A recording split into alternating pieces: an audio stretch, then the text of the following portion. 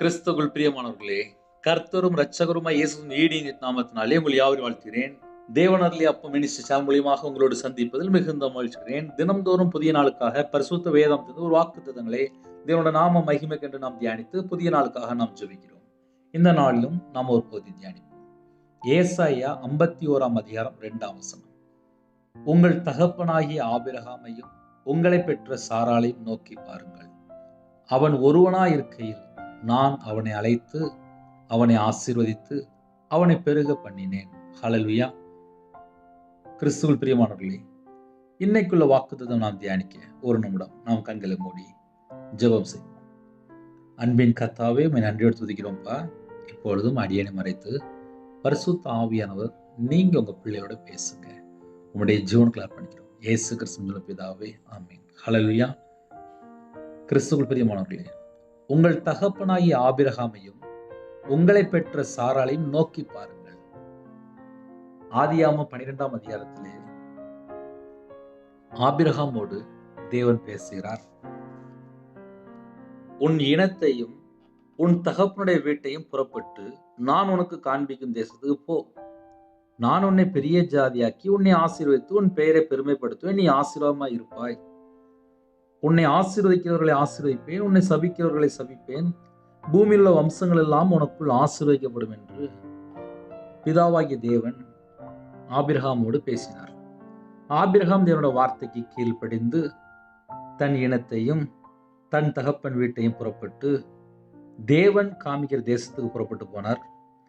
தேவன் பெரிய ஜாதியாக்கி ஆபிரகாமுடைய வம்சத்தை ஆசீர்வதித்தார். இன்று நமக்கு தேவன் தருகிற வாக்குத்தத்தம் என்ன தெரியுமா? ஆபிரகாமை எப்படி ஆசீர்வதித்தாரோ, எப்படி அழைத்தாரோ, எப்படி பெருக பண்ணினாரோ, நம்மளையும் அப்படி ஆசீர்வதிப்பார். அவரு ஜீவனுள்ள தேவன். அவருக்கு பிரியமானபடி வாழ்றதுக்கு 24 மணி நேரம் அர்ப்பணிப்போம். ஒரு மனிதனுடைய வாழ்க்கையிலே 24 மணி நேரம் தேவனுக்கு பிரியமானபடி வாழ்றோமா என்பதுதான் நம்ம யோசித்து பார்க்கணும். 24 மணி நேரம் உண்மையிலே தேவனுக்கு பிரியமானபடி வாழ்றோமா? அந்த ஒரு காரியத்தை மாத்திரம் யோசித்து பார்ப்போம்.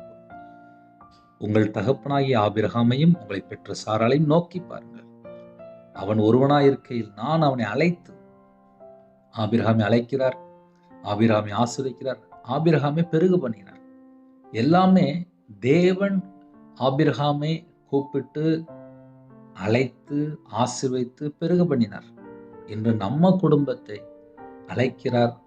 அவருக்கு பிரியமானபடி வாழ்ற அர்ப்பணிப்போம். நம்ம குடும்பத்தை ஆசீர்வதிப்பார். நம்முடைய சந்ததியை பெருக பண்ணுவார். நம்ம அவருக்கு பிரியமானபடி வாழ அர்ப்பணிப்போம். கண்களை மூடி நாம் ஜெபம் செய்வோம். அன்பின் கர்த்தாவே, உம்மை நன்றியோடு துதிக்கிறோம்ப்பா. புதிய நாளை கனசை கிருபைக்காக நன்றிப்பா.